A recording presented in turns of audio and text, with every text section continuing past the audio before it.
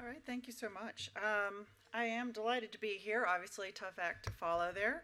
Um, but I'm here to share with you a recent study we did over public opinion and how Americans think about food issues. It's a little unusual, perhaps, to have someone from the Pew Research Center here. We're a nonpartisan research organization. We don't do market research.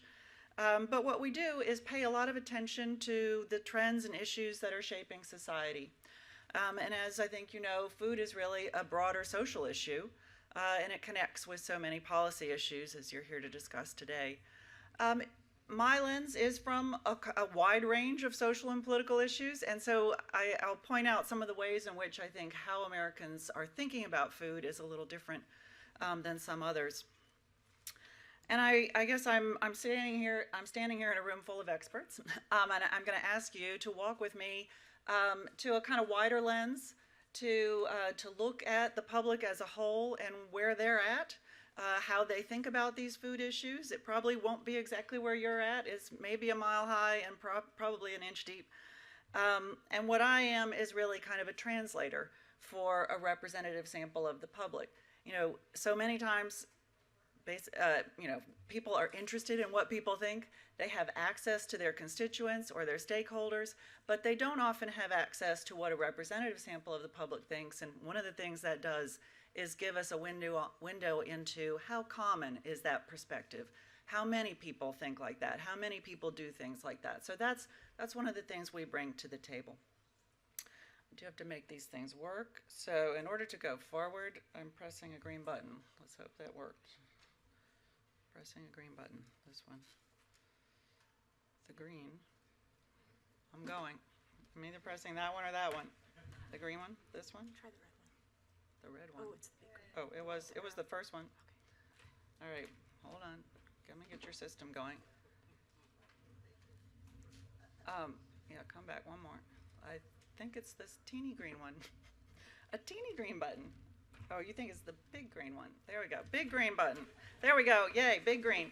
How appropriate here. Okay, so,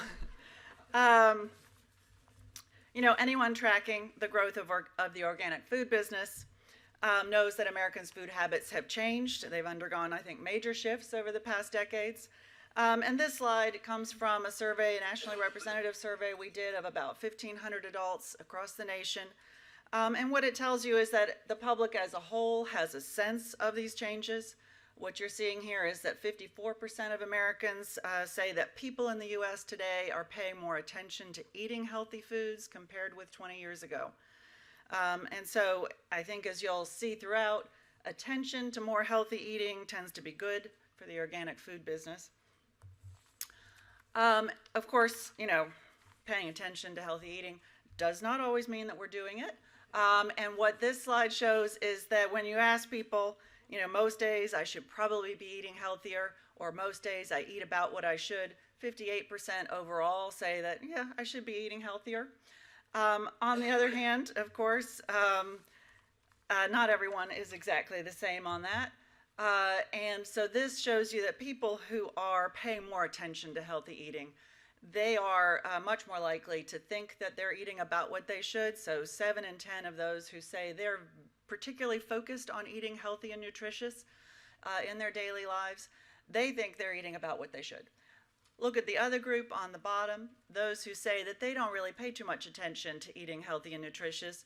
They're well aware that they're probably not eating what they should. 86% of that group says that, yeah, most days I'm really not, I should probably be eating healthier.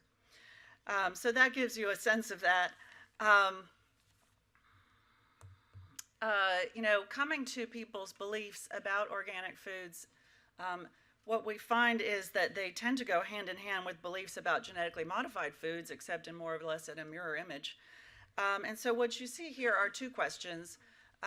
Each has 3 categories. So here we go. 55% of Americans said that organic fruits and vegetables, or produce here, are better for health than conventionally grown produce. I think 41% said neither better nor worse, and just 3% said worse. On the other side, you see that people's beliefs about GM foods kind of have a mirror image there. 39% say that GM foods on the whole are worse for health than non-GM foods. I think 48% said neither, better nor worse, and 10% said better. So we're going to unpack that a little bit. And the one thing I wanted to point out is, of course, in these questions, we did kind of zoom people in just to fruits and vegetables as a way to narrow down what they were possibly thinking about when they were thinking about organic, since it's such a wide range. And we have some other questions that will be more broad. So as they're thinking about organic produce, what you see here is that younger adults on the whole, particularly under 50, not just under 30, for example, you're seeing younger adults tend to be more likely to believe that organic produce is better for health than conventionally grown produce. You see a similar pattern on the other side, younger adults more likely to say that GM foods are worse for health than non-GM foods. On the bottom, you're seeing that gender is not particularly important. Those differences don't quite reach statistical significance, which means they may have occurred by chance alone. Really a pretty modest difference between men and women who are, roughly equally likely to think that organic produce is better for health than conventionally grown, and similarly more like about equally likely to say GM foods are worse for health. And so that's, I think, particularly surprising, because we do know that women tend to pay more attention to health information and health news. Certainly there's lots of marketing towards women about foods, but it's interesting to see that men and women are on pretty much the same page in terms of beliefs about these foods. Hold on, big green button. So what's also surprising here is that compared with what we see across lots of social issues, we just really didn't see a lot of the typical demographic markers correlating with beliefs about these two foods. So what you're seeing here as an example is differences by family income, or shall we say not many differences by family income, and not many differences by political party. So I think particularly important to point out that there are essentially Democrats and Republicans essentially hold similar views about GM foods, similar views about organic produce. And that's really important as you're thinking about policy issues, that there's potential there. I think easier to find common ground over what policy solutions to propose when you don't have wide political divides. And that's certainly not the case on lots and lots of other issues. So a particularly unusual pattern across other kinds of social issues. So what does explain beliefs about these things? Well, we ended up talking about it as more of a pattern that connects with people's more personal views and approaches towards eating, and different ways that individuals kind of have their own sets of beliefs about how food connects with health. And these are just two kinds of examples, two ways in which we measured it. They're probably not the only ways to measure it, but they're two that tend to stand out. The first one is a belief is how much you care about the issue of genetically modified foods, so how much you deeply care. Those who care a great deal about this issue, 75% of that group, so 3/4, say that GM foods are worse for health. On the other side, 81% also say that organic produce is better for health. So you would certainly expect it on the GM side. You're also seeing that strong pattern. They really are going hand in hand in terms of beliefs about organics. On the bottom is that group we saw a minute ago of people who say they're really focused on eating healthy and nutritious. And you see a similar pattern, particularly on beliefs about organic produce, that the people who are really focused on that are more likely to see organic foods as better for health than conventionally grown produce. So we're going to see that pattern throughout. This is just to show you, well, how many people are there like that? And they're both, those two distinct groups, they're both smaller. 16% of the public overall said they care a great deal about the issue of GM foods. 18% of the public overall said they're particularly focused, that it describes them very well, that they're focused on eating healthy and nutritious. And what's interesting about that is shown there in terms of the both. They're largely distinct groups. They're not the exact same people. There's a little bit of overlap, but not a lot of overlap. I think, again, just underscoring that there are kind of multiple ways people are thinking about food, and it's a more personalized kind of set of beliefs, and perhaps we sometimes call that an ideology because it's connecting with their beliefs and behaviors. So that gives you a sense of that. Now, we did also have some questions about behaviors, and we're going to see that the patterns here, in this case, people's beliefs about organic foods tend to line up pretty well with behaviors. Again, that is not always the case. There's lots and lots of social issues where their attitudes don't really connect that much with behaviors. So very interesting to see this. So this is 4 questions. Each row is a separate question. Did you buy any food like this in the past 30 days? So bought locally grown produce, made a decision to buy food based on the ingredients and nutrition label. The third row, bought organic food of any kind, so that would include fruits, vegetables, meats, fish, grains, packaged foods. And the last row, bought food labeled GMO-free, much of which tends to be organic. And what you see, and I should say again, we're not market researchers. We didn't do it quite the way some of that work would do. We did ask people if they themselves had been to a grocery store in the past 30 days. I think 9 out of 10 had. But we didn't focus on the main shopper in the household. These are all adults who are reporting that either they bought it or someone in their household bought this. And so what you see here is that these two kind of beliefs about food connect with behaviors as well. So this is, each row is a separate question, and this is showing differences by how much you care about the issue of genetically modified foods. The first row we haven't talked about yet. This is essentially your repeat consumers. These are people who describe themselves as most or some of what they eat is organic. And then down below are those, I bought this in the last 30 days, kind of a low bar of, I bought something in the last 30 days of these types. And what you're seeing there is that among the people who care a lot about the issue of GM foods, they're much more likely to describe themselves as eating at least some of what they eat is organic. So, essentially their overall consumption is probably at a higher bar than those who just have bought something. And then compare that with the people who don't really care about the issue of GM foods. Just 22% of that group says that at least some of what they eat is organic. Same pattern as you go down, not quite as dramatic. In the middle there is bought organic foods, so 89% of the people who care a lot about the issue of GM foods have bought organic in the past month. 57% of those who don't particularly care about that issue have also bought organic. And this is the same pattern, again, for that other group, the people who say they're particularly focused on eating healthy and nutritious.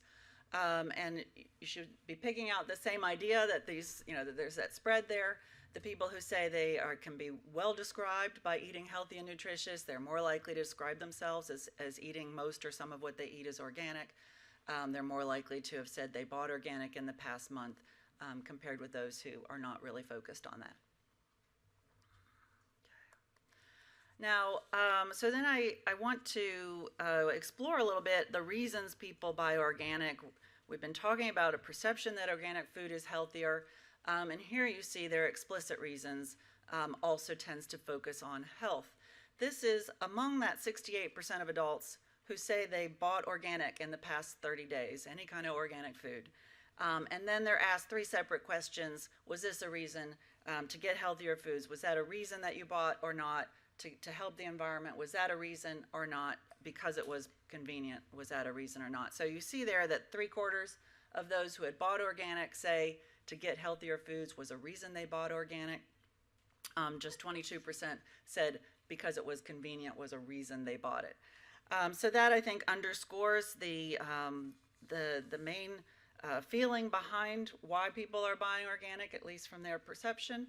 And then I will unpack a little bit about other possible reasons that could be going on, some of which will turn out to be important and some not. And so this one is a little complicated, but when you're thinking about health and people's concerns about health in terms of what they eat, there can be lots of reasons for that. So one thing we explored in the survey was whether people had food allergies. And on the bottom is whether they describe themselves as either strictly or mostly vegan or vegetarian. But food allergies in particular would be one kind of concern, and we didn't see a strong connection between having food allergies and beliefs about organic foods, but you see kind of an indirect effect here, and so this is the indirect idea.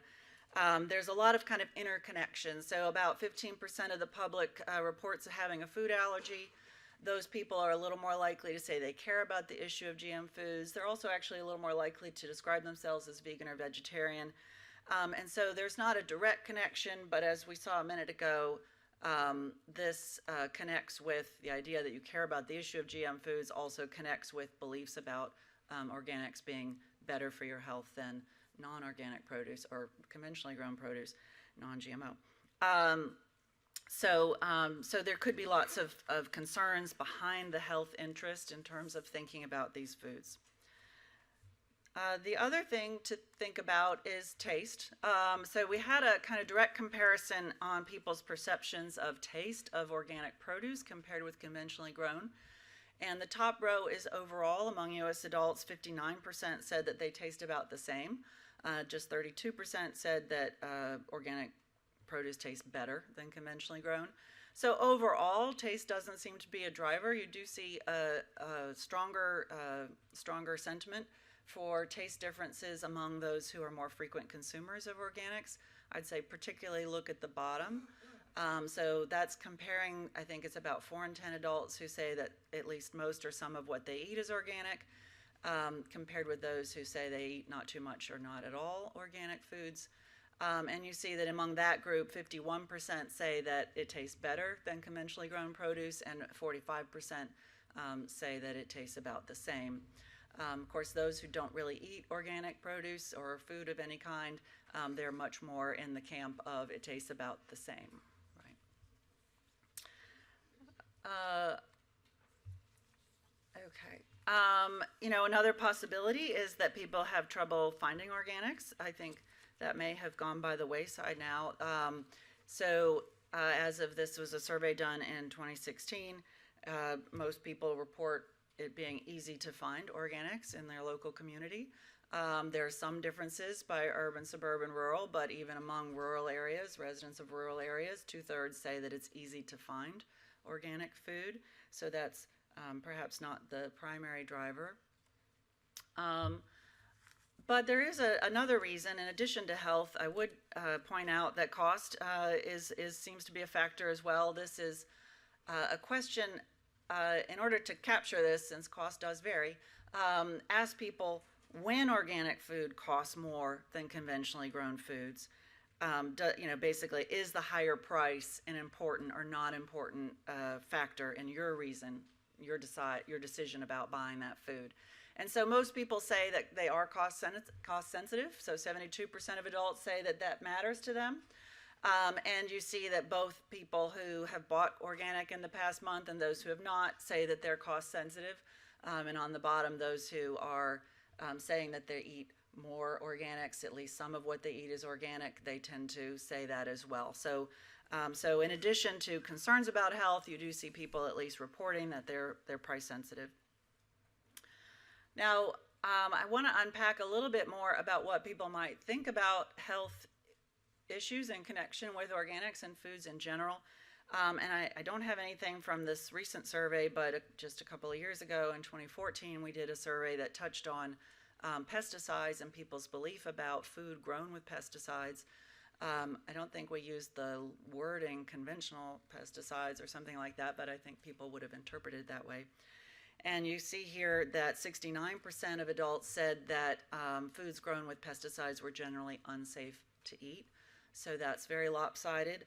And that tended to be across a lot of groups.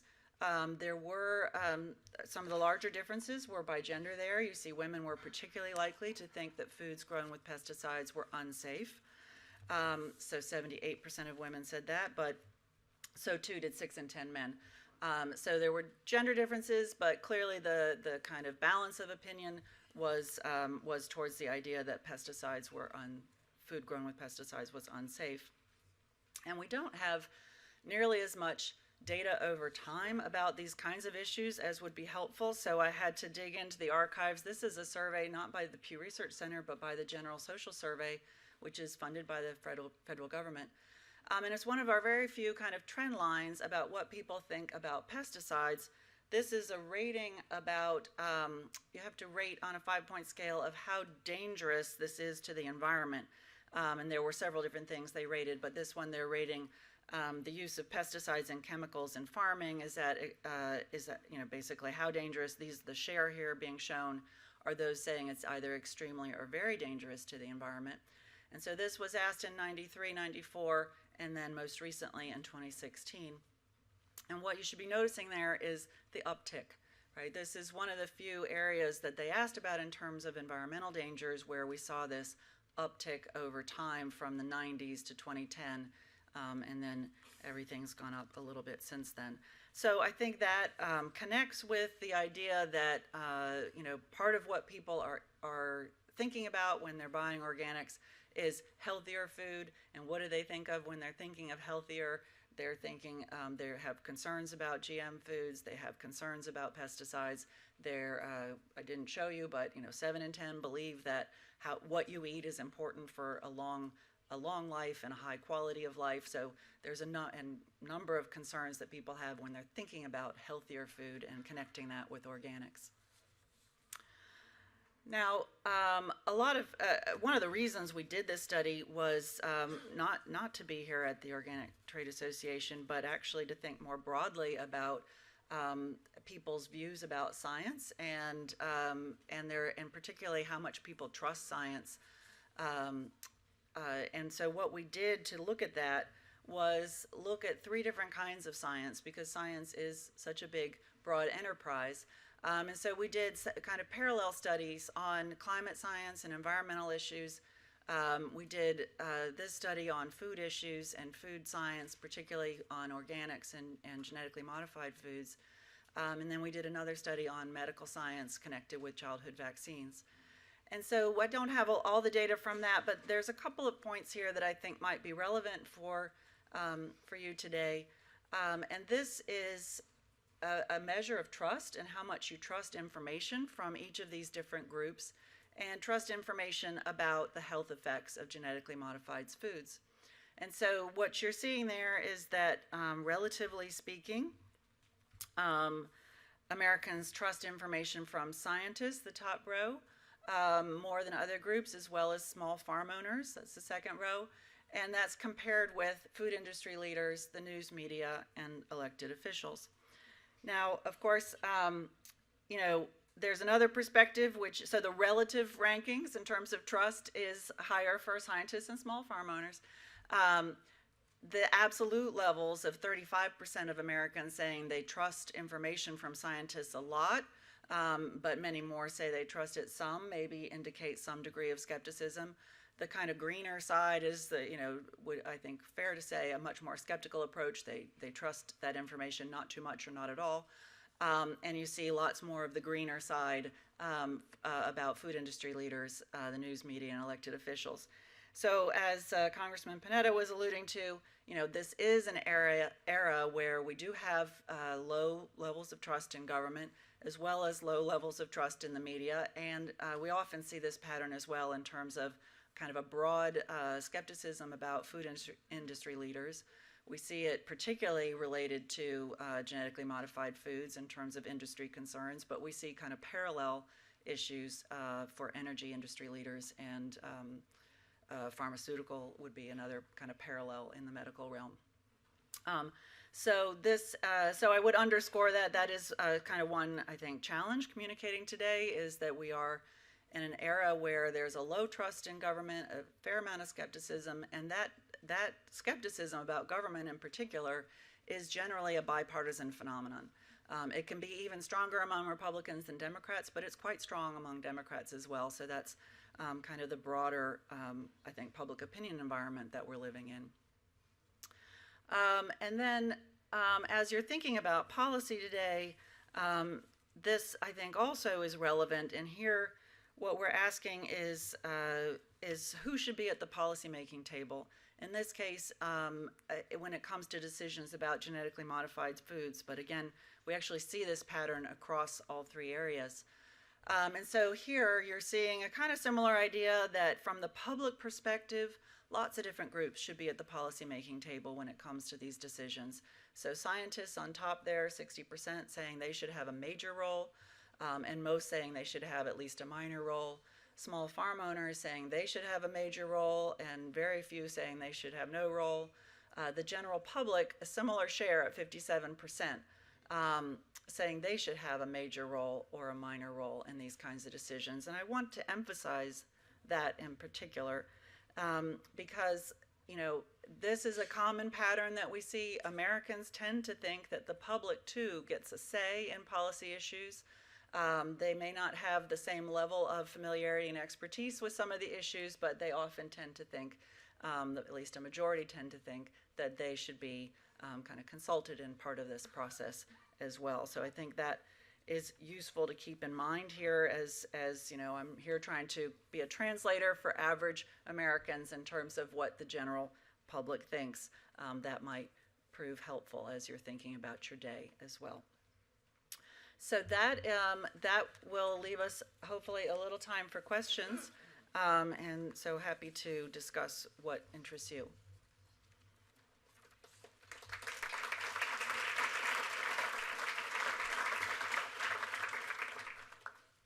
Yeah, I was interested in that last slide where you showed the public wants to be engaged. So how is that demonstrated? I mean, do you guys have You mean, insights into that? how would they be engaged? Yeah, what's that look like? Is that through an NGO? Is that through polling? Or like, I'm kind of floored. Like, I can understand why people would check that box, but I kind of like, well, what's that really mean? It's hard to answer that question. I've seen lots of different approaches, not so much in the food policy realm, but in other approaches. And, you know, you're right to raise it. It's like, how do you do it? How does the public feel consulted even? So we are leaving that to you to work out those details, I think, in that question. And you're right that not everyone would be gung-ho about doing it. The kinds of things I've seen in other surveys are kind of pushing on people, and I think we've done it in some of our older surveys. Like, well, how much do you really want to be involved? Do you want to get directly involved in these policy discussions or kind of indirectly? And, you know, more people are going to say indirectly, but they still would like to be part of this process. And in a way, I think this is what so much of what we do when we look at public opinion is we're looking at the alignment between public policy and where the public sits. And it is that indirect role. And so when it's out of alignment, then you're going to hear more right from the public.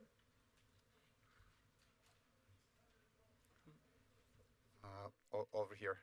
I'm pretty much not in charge of where the microphone goes, so just shout at me. Yeah, Dragan Makura of AgroThrive.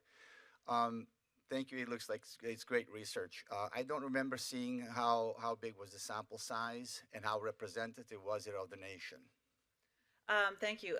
So 1,500, roughly speaking, respondents, and so we spend a lot of time trying to get a representative sample of the public, and so that's kind of our bread and butter in terms of methods. And so we still believe in the probability-based sample. So that's how you get it. Is you are taking a probability-based approach to who gets called, essentially, and then this is actually done. This survey was done online, where initially they're recruited from random telephone calls, and then they agree to be part of a panel. So it's called an online probability-based panel.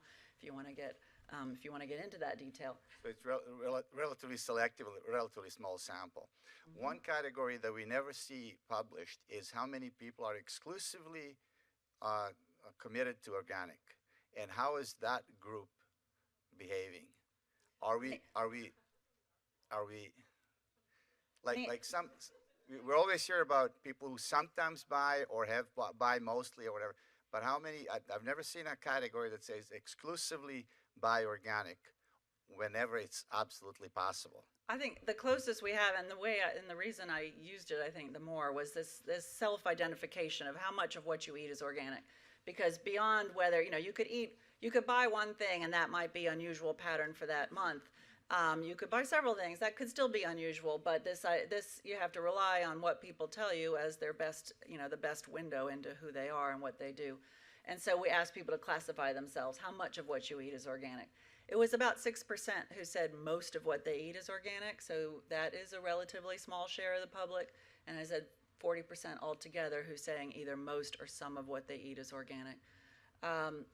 So so that I think is a useful category, and then I think we see that their behaviors, you know, were predictable and their beliefs are predictable from that. I think we have that. Hopefully, it's in the report itself as well. And the other point I would point out about the beauty of a representative sample is that it's large enough to make these estimates. Now, of course, there's going to be more error, there, you know, around each estimate. You know, there might be a window. We don't know exactly whether it's exactly 40% or not, but there's a standard of error around it. But you know, that's the whole point of taking a representative sample, is that it's not people who are kind of motivated. They're not shoppers at a particular organic store who we know are motivated to report organic buying behavior or consumption behavior. So it is getting that range of people, and that's the value of doing these kinds of things. We're out of time, as always. Thank you so much.